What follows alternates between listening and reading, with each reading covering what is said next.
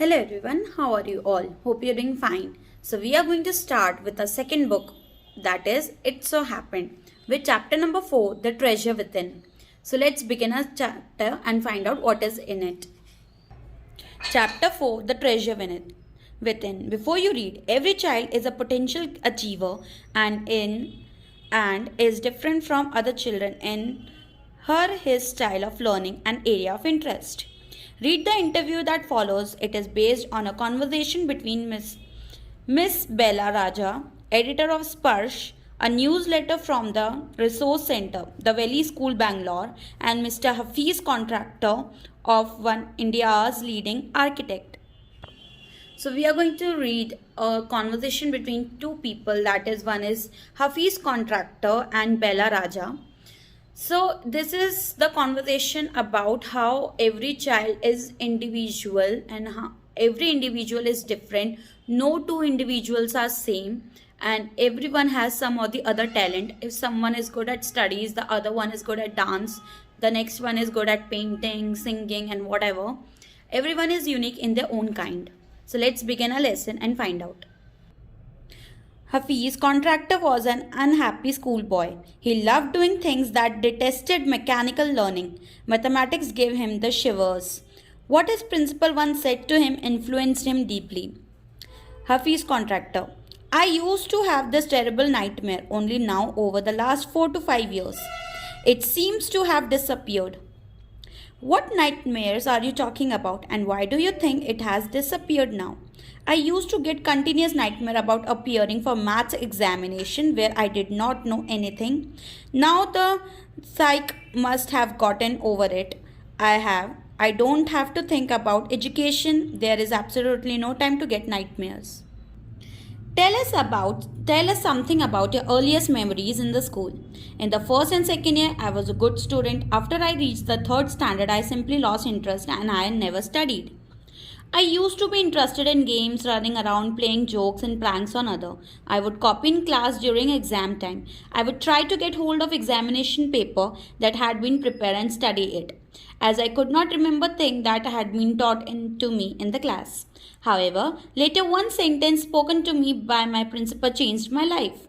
When I approached my 11th standard, the principal called me and said, "Look here, son, I have been seeing you from day one. You are a good student, but I have never studied. But you never studied. I have taken care of you till today. Now I can no longer take care of you, so do it yourself." He talked to me for 5 minutes. "You don't have your father. Your mother has worked so hard to bring you up and paid all your fees all these years, but you have only played games. Now you should rise to the occasion and study." I used to be very good sportsman.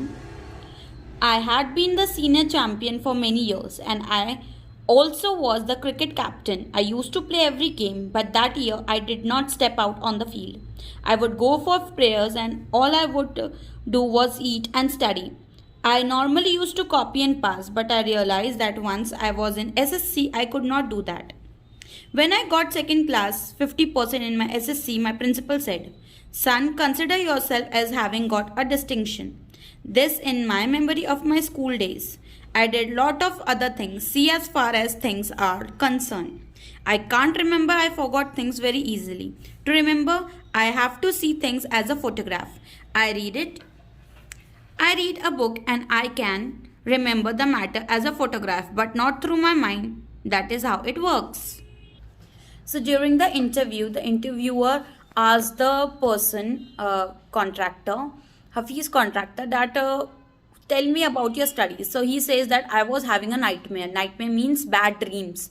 I was having nightmares about maths examination and I simply woke up through that because I don't like maths. I was very good child till first and second standard, but as soon as I reached till third standard, I had a fear of studies. I do not pass any exam without cheating. He used to cheat. He used to copy from his friends and then only he could pass the examination. See, he couldn't pass exam without cheating. And he was very much afraid of math. So what happened one day, his school principal said to him that I have taken care, when he was in 11th standard, I have taken care of you, but I no longer can take care of you now. You don't have your father. Your mother is working day and night to fill your fees and to make you an educated person. So he appeared. He was a very good in sports. He was the captain all throughout, a senior captain. He was a cricket captain and used to play all the sports. Then what happened during the 11th standard? He did not take part in any of the sports, and he has given SSC examination where he scored 50%. Then his principal told him, consider this as a distinction, means good for you. And then he said that this is good for you means this much you have achieved without cheating. So you have a sharp mind. You can do if you try to do things more responsibly, more confidently, and more carefully. So what happened? He said that I don't remember things by reading. I picturize the things in my mind. That is the way he could. That is the way he could remember things. When you were in school and you were doing badly, did the teacher pull you up? And how did you feel? I never felt anything on being pulled up. I used to be so interested in playing, I would receive a caning every week. When you knew that you had incurred the wrath of your teacher by doing nothing, by not doing your homework, or by behaving badly, when you knew you would be caning, what was the state of your mind? State of mind, just lift up your hand and they would cane you. It would hurt badly, and then I would have to forget about it because I want to go and play. You never felt insecure or threatened? I was just interested in playing and nothing else. I was most interested in funny pranks. One day I did not want to study, so I created a distraction for one whole hour. We played Chor Police. Every Saturday we were allowed to go into the town to see a movie. So what I would do was have no lunch and collect money from 40-50 students and run and buy the tickets. On my way back, I would eat to my heart's content. I used to be the leader of the gang. We would have gang fight and plan strategies. These things used to interest me more than any academics. So the interviewer asked that when you were doing bad in your studies, the teacher didn't pull you out or set two hands up or given you any sort of punishment. So he says that no, it was not insecure, it was not bad for me. I never felt anything because in my mind I just want to play and play. So every Saturday we were allowed to go out and see a movie. So I would collect the money from the students and go and buy tickets and have something snack and have some snack and eat my heart out. Everything I used to plan pranks on people.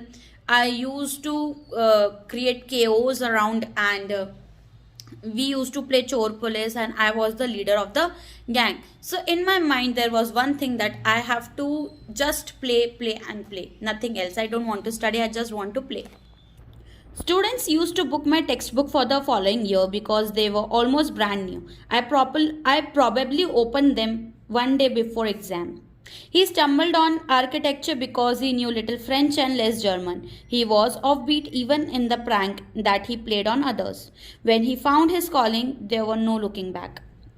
How did you get into the field of architecture? In the College of for Architecture, nobody who had got below 80 or 85% were allowed to enter. I had only 50%. I want to join the army.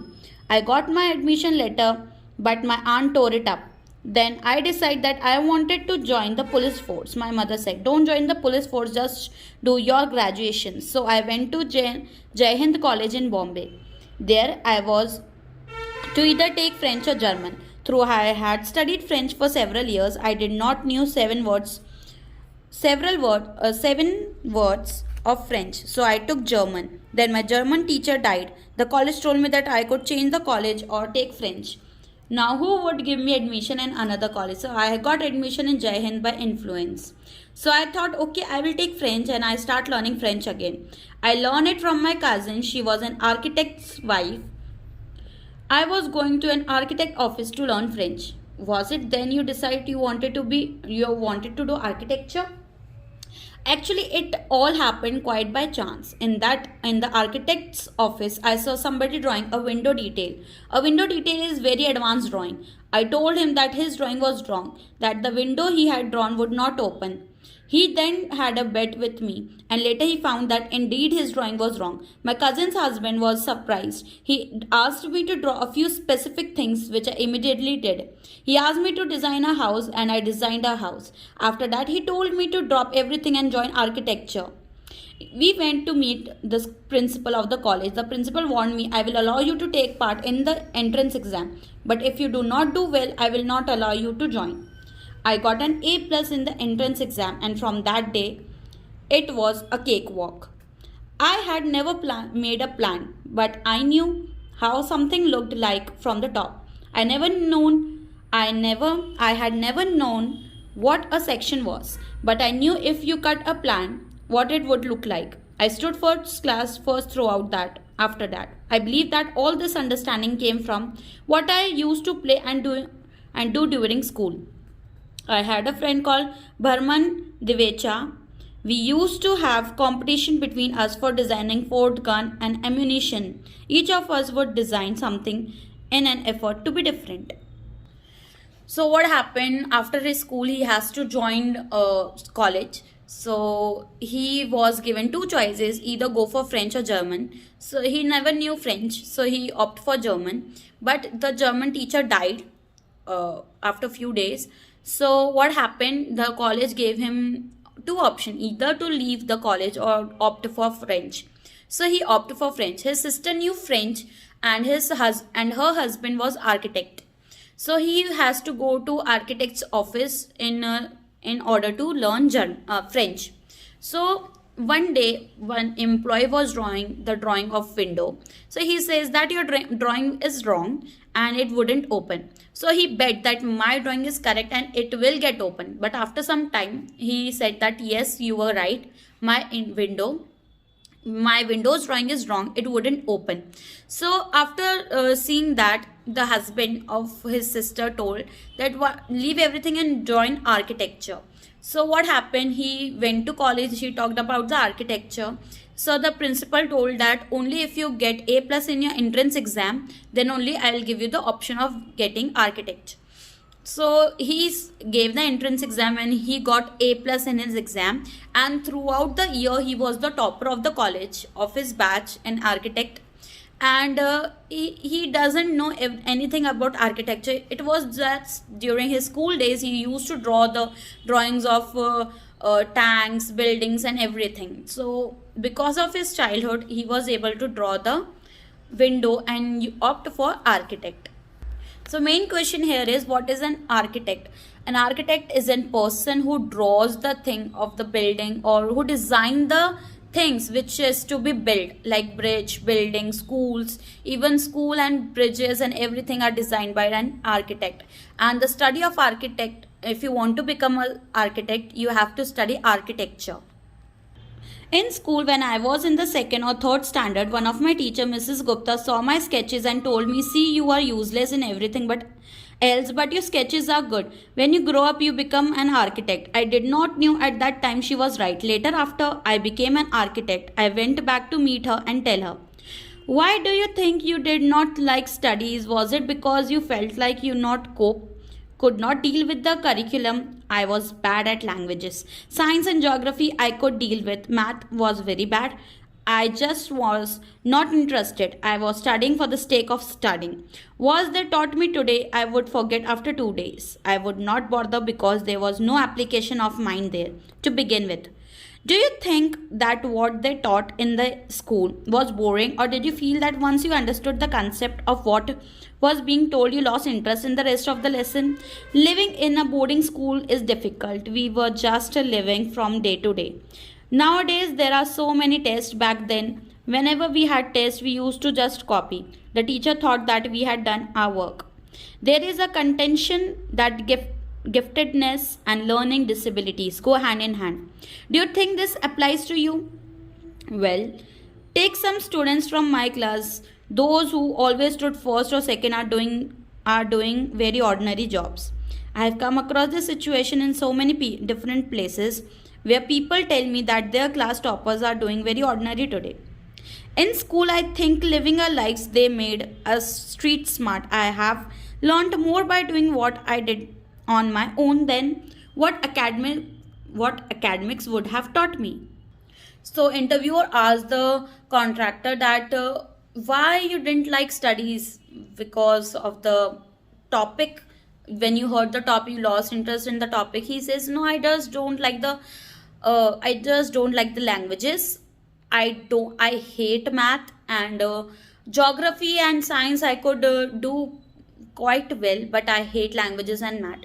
So he says that the interviewer says that is it so that the teacher introduced you specific topic and you lost interest by just hearing the topic?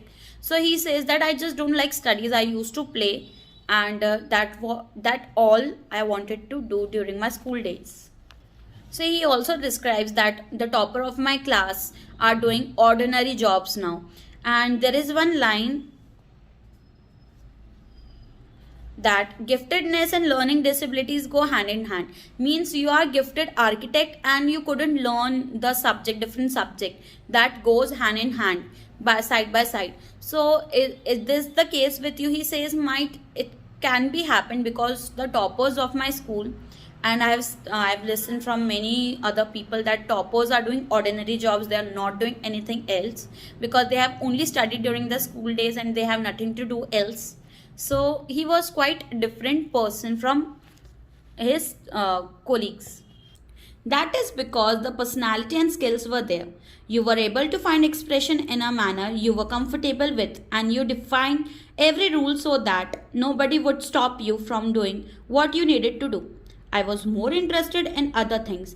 If, for example, while in class it started raining outside, I would think of the flowing water and how to build a dam to block it. I would be thinking about the flow of water within the dam and how much of water the dam would be able to hold. That was my interest for the day. When students lost a button while playing or fighting, they would come running to me and I would cut a button for them from the chalk. Used a blade. Discipline in the school was very important and no student could afford to have a button missing. The student would get past dinner with a full neat uniform. After that, it did not matter.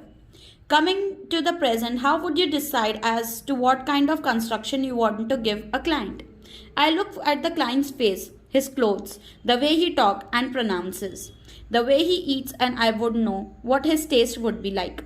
I can relate to people in a way that would be comfortable. I sketch very spontaneously on a paper on the spot. That paper I give to my people in the office. You do it instinctively. Call it instinct, call it arithmetic, whatever. Now it comes to me like mathematics, putting design, construction, psychology, and sociology together and making a sketch. From all that is mathematics. Here we almost come to a full circle where Mr. Contractor had derived his own interpretation of mathematics, taken it from a subject he hated to a subject he now loves dealing with. So here students, we can see the complex design by Hafiz Contractor. This is a very complex design, a very beautiful design which he had made for his client. So he says that while teaching, what would you do? While the teacher was teaching in the class, what would you do? So Hafiz Contractor says that I would sit, and when it's raining outside, I would look at the road, and I would think that how to block the rainwater which is flowing on the road and how to block it, how to construct a dam. It was my thing. And whenever a person used to lose the button of his shirt, I would cut a chalk and I would draw holes in it and I would sew it, because discipline was very much important in school and nobody can afford to lose a button. So I used to do that.